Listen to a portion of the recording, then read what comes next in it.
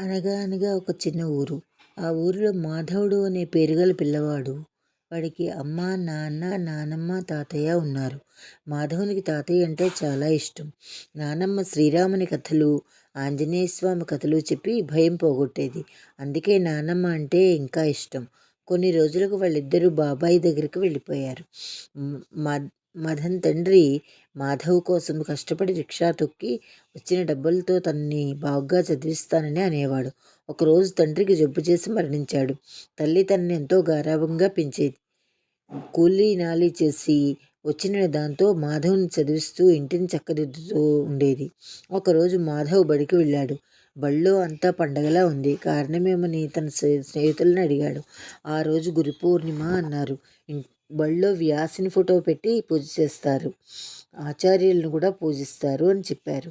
వెంటనే ఇంటికి వెళ్ళి అమ్మకి చెప్పాడు. అమ్మ వెంటనే పూసిన పూలతో మాల కట్టి ఇచ్చింది. వ్యాసుని ఫోటోకు వేసి నమస్కారం చేసి ఎప్పుడూ అబద్ధం ఆడను అని, ఎవరిని బాధ పెట్టను అని మొక్కుకున్నాడు. ఇంట్లో చేసుకున్న రవ్వ లడ్డూలు రెండే ఉన్నాయి. అవి రెండు మీ ఆచార్యునికి ఇచ్చి వారి దీవెనలు తీసుకో అని తల్లి చెప్పగా అట్లాగే చేశాడు మాధవుడు. మిత్రులు కొందరు పళ్ళు, స్వీట్లు ఇలా రకరకాలు తీసుకుని వచ్చి బడికి వచ్చారు. కార్యక్రమం అయింది. అన్నం తిని కాసేపు ఆడుకోవడానికి మాధవ్ వెళ్ళాడు. సాయంకాలం మాధవి ఇంటికి వచ్చేసరికి అమ్మ మంచం మీద పడుకుని ఉంది. మధ్యాహ్నం అన్నం తినలేదనుకుంటా అనుకున్నాడు. అమ్మ దగ్గరికి వెళ్ళి అమ్మ జ్వరం వచ్చిందా అమ్మ అన్నాడు.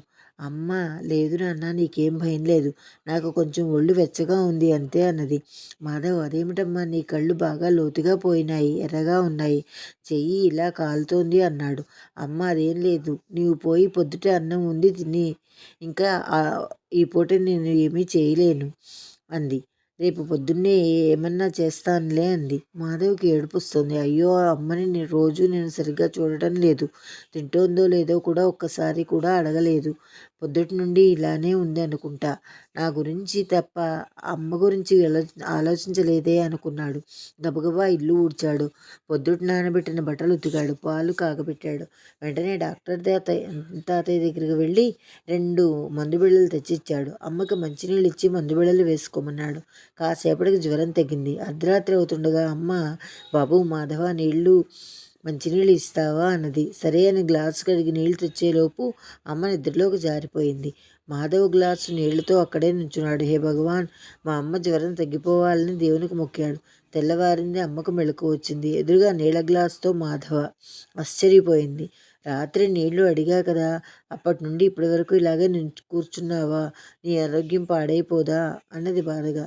మాధవ్, అమ్మ నా చిన్నప్పటి నుండి ఇప్పటి వరకు నా కోసం ఎన్ని రాత్రులు ఇలా కూర్చున్నావో కదా, ఈ ఒక్కరోజుకు నాకేం కాదు, నీకు జ్వరం తగ్గింది కదా అన్నాడు సంతోషంగా. దాంతో ఆ మాతృహృదయం ఉప్పొంగిపోయింది.